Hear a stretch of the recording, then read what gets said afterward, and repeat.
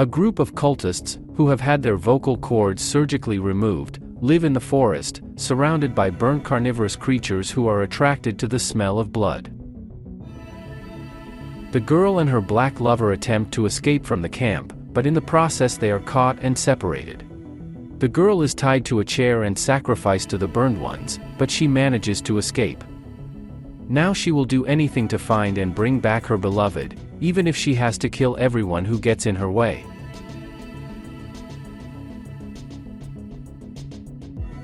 Director and screenwriter Simon Barrett rose to fame in the early 10s with a group of young horror masters like himself. He was one of those who launched the V/H/S franchise, made up of horror short films shot in first-person view.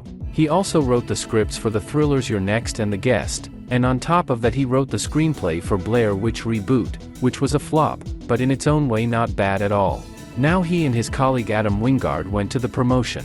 The latter directed Godzilla and Kong, The New Empire, and Barrett was one of the screenwriters of the film, but in parallel, he wrote a modest horror Azrael.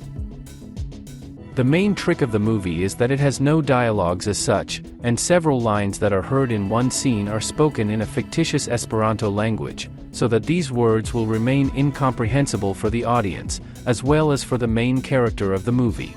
Even the characters' names are only revealed in the final credits, which is also for a reason.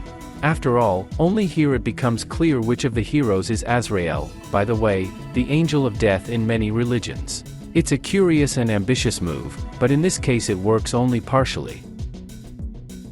Context is always very important in everything, but it's the context that Azrael is most lacking.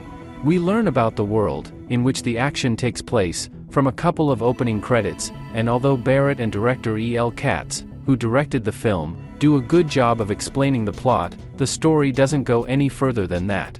There is a brave girl, there is her lover who must be saved, there are several cult representatives who will do everything to catch the fugitives and feed them to the burned monsters.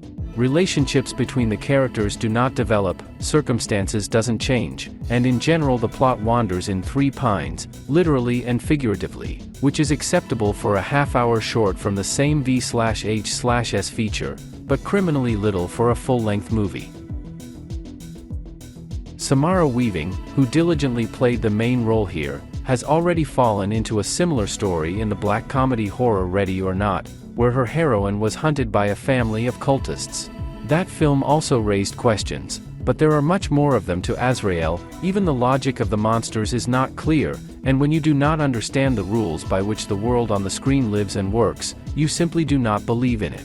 Not to mention that without clearly defined goals of the hero's movements on the screen turn into a meaningless mishmash. Apparently, Barrett and Katz thought that the lack of answers would intrigue the audience, but alas, it didn't work. The world doesn't breathe, the characters don't come to life, and the meaning of it all is never revealed.